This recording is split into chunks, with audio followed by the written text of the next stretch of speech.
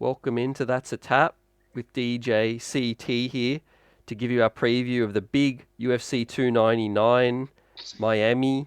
I can't wait for this one, DJ. One of the best cards I've ever seen, man. Man, amen to that. Hey, we're on the eve of the extravaganza that is UFC 299. Stacked card top to bottom. Man, like it's just look at that. Like I do still believe that this is better than UFC 300. I mean, we've got Dos Anjos in the prelims, so we haven't seen that. I think in about 10 years. I was reading like stats. You got Pedro Munoz. You got Macy Barber fighting. Blades. Blades, Almeida, man, Jon Cutelaba, Michel Pereira, yeah, you name it. This card, and we've got the Cuban kickboxer that was signed up, an exciting prospect, undefeated, I believe. But what it is his physical attributes that surpass all expectations. So a debut that's going to be keenly looked at. So the card stacked top to bottom, and we don't even have to talk about the main card. It's so obvious. Every fight in that card can be a solid main event in a solid fight night. I'm not talking about an Apex fight night, a solid fight night. Every one of those fights could be a main event in a solid fight night. Man, having said that, look, with weigh-ins done, right? Had a bit of a scare in the main event. Marlon Vera was one of the last to hit the scales. Seems like he had a little bit of trouble making that weight. He did make the weight. He made championship weight, so the belt is on the line, up for grabs. Because it would have been a bummer. It would have been very anticlimactic if we had the belt out of the picture. They could have still fought, but not having the belt up for contention could have taken the shine off a little bit. Makes it interesting when looking at the fight though. Like, how much is that weight cut going to impact um, Marlon Vera? He seems fine at the ceremonial weigh-ins, but you never know, man. These things tend to sometimes have a lingering effect on you in terms of your durability, because if you go really hard, if you had to go really hard cutting weight towards the closer to the fight, you tend to compromise on your durability, your endurance, and your conditioning. So let's see. Hopefully it doesn't. Hopefully we get the best version of both guys, because we want to see this fight take place. I know we got predictions coming up, so we'll get to that then. But yeah, man, like outside of that, I think everyone else made weight comfortably. Some exciting matchups, exciting debuts in this card. Let's go. Let's fucking go. This has a making of a classic, and something that could get a 10 out of 10 from us, 9 out of 10 when we give our recaps. But yeah, some of my favourite fighters is, Trailblazer Oh, Holland. Represent. Trailblazer. That's Yep, it. yep.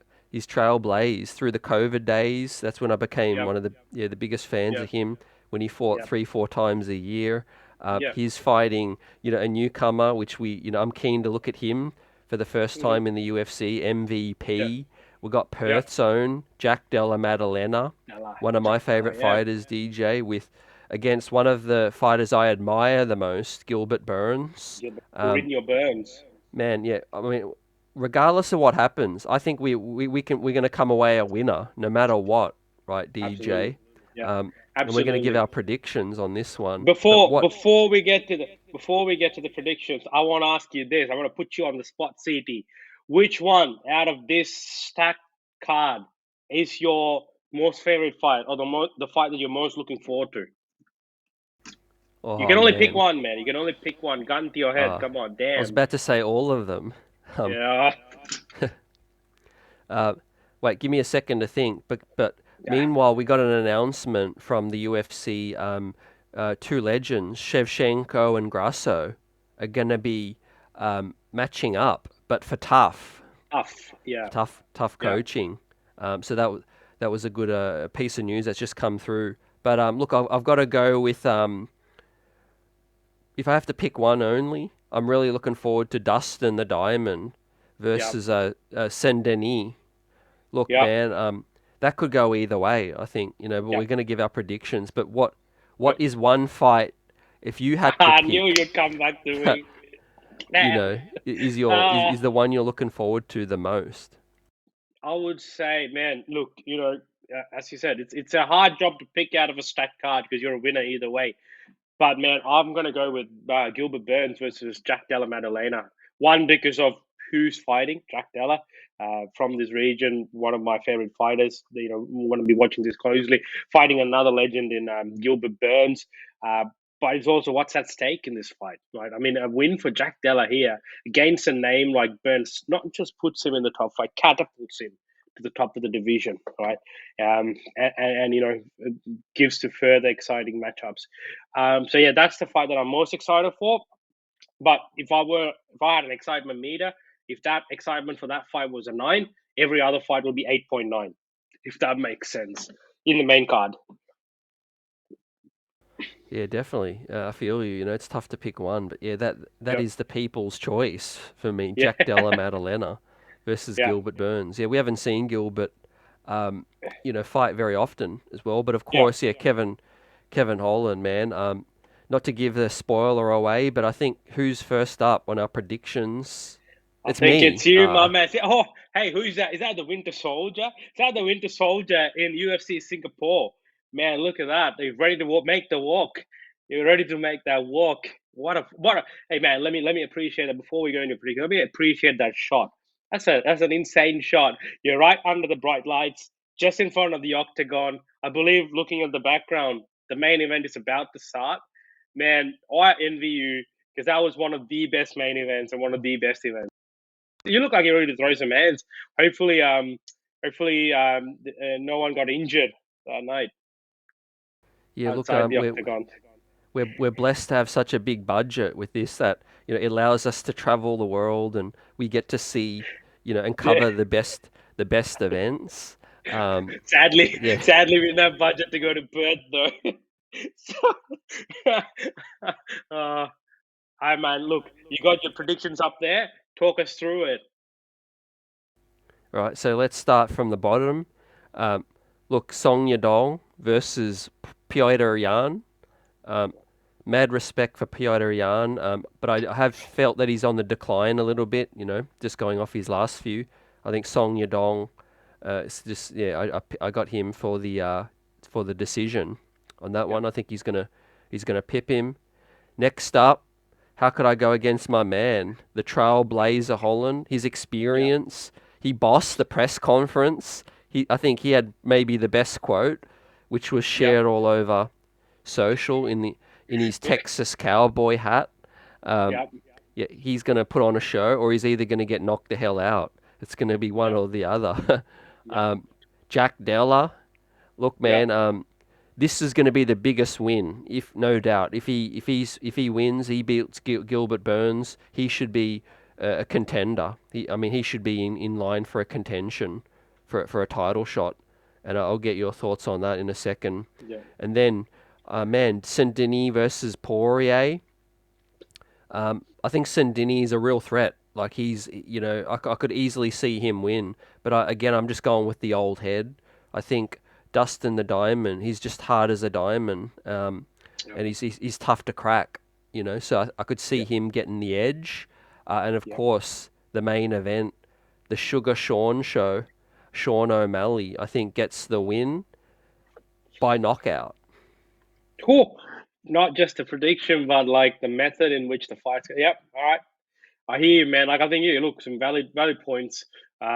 Yeah, like I like your picks, man. I know when we go to my picks, you'll see it's almost similar. It's just a couple of changes there. That's it. So, but yeah, Okay, and great. you're Yep. fixed on this. You're not gonna go back on any of these.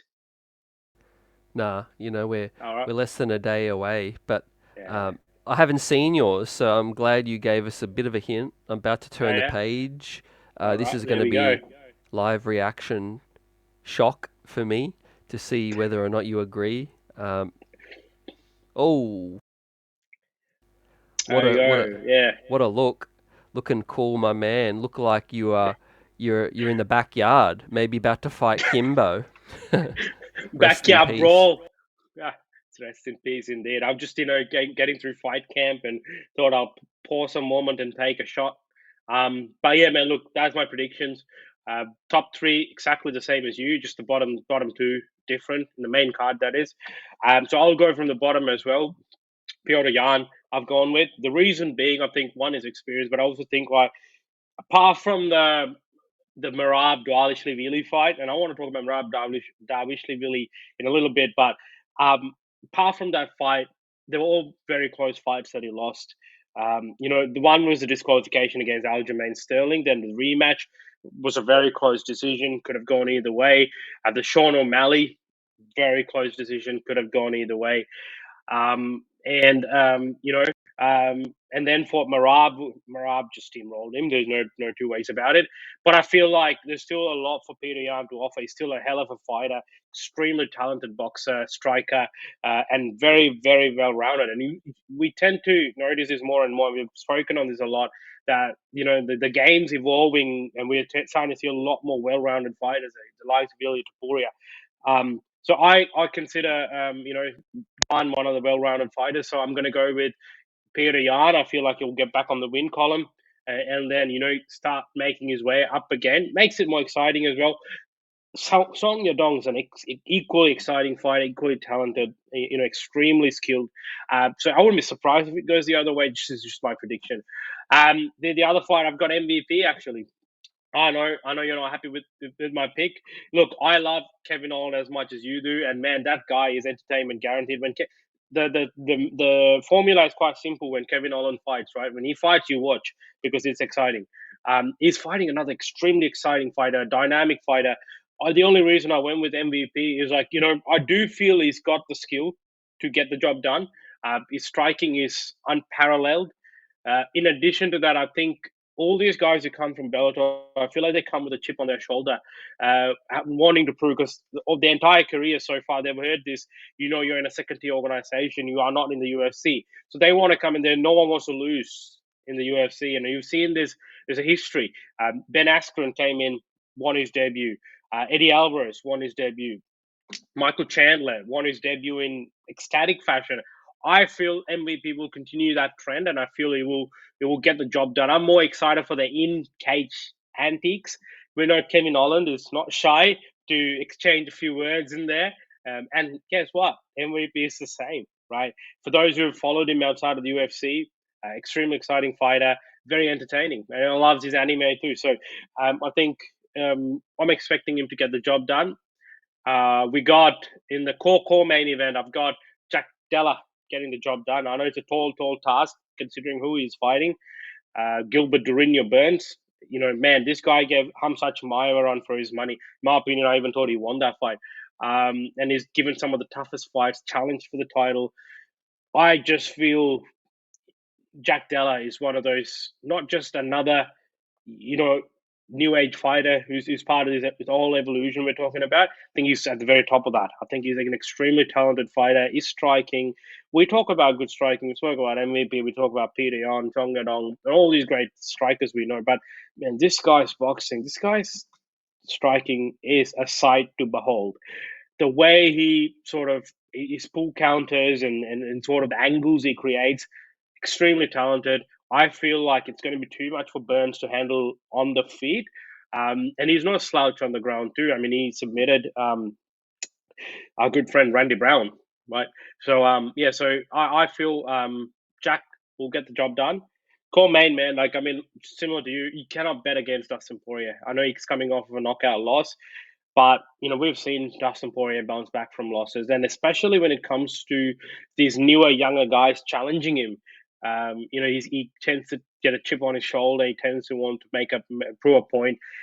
Man, Saint-Denis, Benoit Saint-Denis is an interesting character, an exciting fighter, but an interesting character as well, because we have not had this before. He's not just someone who's been part of the military. He's part of special forces, right?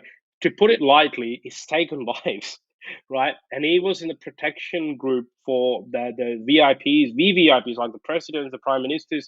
So you need to know how skilled and how fearless this guy is, right? He has no fear about putting his life on the line. Having said that, we are in the octagon. All of that gets nullified, right? Inside the octagon is skill for skill. Yes, he's skilled. Yes, he can get Dustin out, maybe catch him. Justin Gagey knocked him out. Yeah, so you can still have a clean shot, you knock anyone out. And we saw that in Ngannou Joshua fight.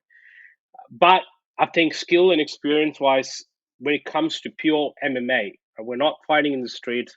There's no guns or anything, right? They're throwing fists. They're putting the MMA mixed martial arts skill to the test, and I feel Dustin Poirier is experienced and skilled enough to come out on top. The fight will sort of go longer, and I think the longer the fight progresses, Dustin will start taking a lot more control of the fight and probably get the job done. And main event, man, Sugar Show. Look, even before this weight cut debacle, I had Sean O'Malley getting the win. Like the first fight was too less of action, plus it was a freak accident, so it was hard to. It was caused by the kick. Let's not make any mistake in that. But it's just it was too hard to make a decision based on that and who's the better fighter. So for me, in my opinion, I think Sean O'Malley's improved so much. He had a good fight against Vera, and he had like a stellar performance against Aljamain Sterling. And I think he's going to come down and continue on that path. I think he'll get the job done. I know you're saying knockout. Manchino's a hard guy to knock out, but I would say this though, like I feel like it'll be quite dominant. Whatever the win is, it'll be a dominant win. Yeah, great. Yeah, I don't think it's going to be easy. I just feel like the weight cut has taken its toll on Cheeto, and also, yeah, I really, like O'Malley's ability to just catch you clean. He's Yep. precise. But Absolutely. yeah, Jack, good to see we agree on that. Yeah, I'm looking forward to seeing what MVP brings. But yeah, Yep. now that you've given me that new bit of info, man, on Saint-Denis, can I change Yeah. my prediction now? Because you can be. No, I'm just kidding, man. But man, I mean, I would not want to get in the cage knowing a guy's taken lives and also, protected, prime ministers and royalties and, and all of that, man. I mean, Man, uh, some some say he's had a some say that he's quite familiar with the masses, but he's had a haircut, so uh, people can't recognize him. But apparently, back in the day, he used to go by another name. I don't know if you've heard of him, Mr. Wick, John Wick. They used to call him. yeah.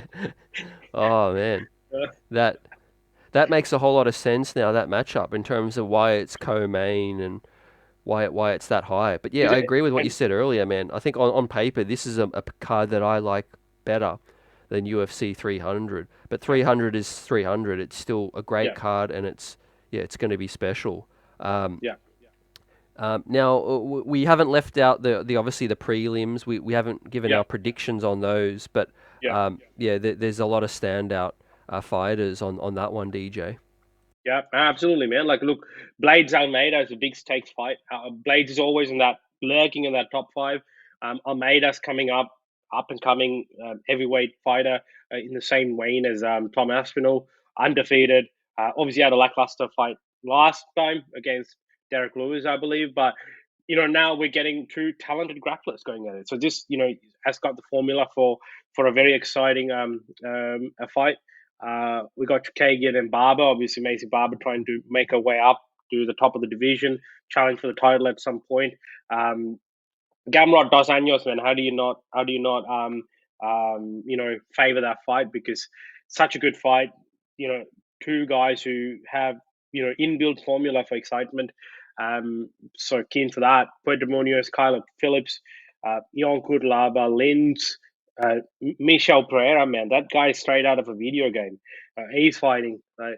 And I'm can't I'm not, I don't want to butcher his name, but I think it's Despain, the kickboxer who's making his debut.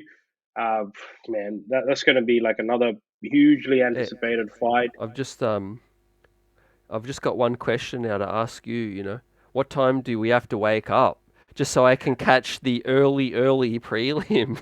Normal time, brother. You just wake up, I think 10 a.m., 10 a.m., and have your breakfast, have your coffee, have your whiskey, whatever it is you do at 10 a.m., and sit back and don't move.